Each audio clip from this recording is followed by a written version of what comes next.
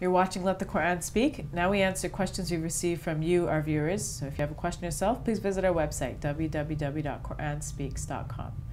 Okay, Brother Shabir. The first question is about the prayer called istikhara. You can probably explain what that means. So the person is asking what is the correct way of praying it. Yeah, istikhara is a prayer in which one seeks the guidance of God. So if somebody was going to take up a new job or start a new venture, one might feel, I need divine guidance here because I've checked out everything and I can only see so far. God sees more. Let me ask God to guide me to make the right decision here. Sometimes people do that when they're thinking about the spouse, the person they want to get married to. Is this the right person? They're asking God for guidance. So it could be for almost anything, great or mundane. One typically offers two cycles of prayer, and at the end of it, one supplicates God, asking God, you know what is best, I don't know what is best. Basically in these words. It could be said in any language, but there is a prescribed prayer that is mentioned in some of the prayer books, which are widely circulated now.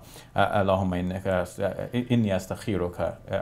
It starts with that and then it continues. God, I'm really seeking your guidance, seeing that you know and I do not know, and you are powerful over all things. So if this thing is good for me, then guide me to it and bring it to me and let me be satisfied with it. And if this thing is bad for me, then turn it away from me and turn me away from it and bring me the good from wherever it might come and help me to be satisfied with that.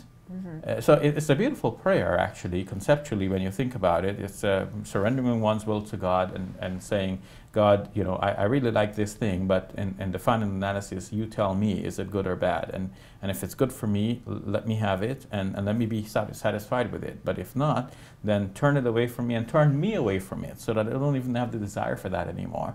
And bring me the good from wherever it happens to be and let me be happy with that. Okay, so this is a way of surrendering to God. The details of how it is done, if I even mentioned 2 cycles of prayer, it doesn't even have to be that. It could be that, you know, something suddenly came up, you have to make a snap decision. And in your mind, you just have the quick thought that I want to do this, but God, please. Even you don't have to formulate it in words if you don't have the time. But the attitude is there that I would like to do something, but I do not have unlimited knowledge. God has. So let me just defer to God, and as much as I like this thing, perhaps it may be actually bad for me. So sometimes people have this idea that they're going to have a dream afterwards, that God is going to sort of guide them very obviously towards the right path. What are your thoughts on that? Yes, this is a very common idea, and I don't know if this actually grew out of real experiences, but there's nothing like this prescribed in the classical sources. Nothing that I came upon that says that you will have such a dream that guides you. It seems that the result of the prayer will be that the person himself or herself will become more conscious of this decision-making process and will become more aware of the need to scrutinize the details of this, whatever it is, to make sure that one is making the right decision. Because after asking God for something, certainly you'll make sure that you're doing it right as well. And so that decision-making process will become sharper. The decision will become clearer to the person himself or herself who makes the prayer.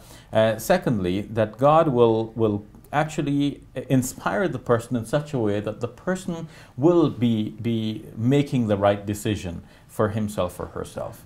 All right, we'll leave it at that. Thank you for your time, Brother You're Shabir. welcome. That's all the time we have. For updates and additional information, please visit our website, www.quranspeaks.com. And write to us, because your comments and questions help guide the show. I'm Safiya Ali. For all of us here at Let the Quran Speak, thank you for watching. I'll see you next week. Allahu Akbar, Allahu Akbar.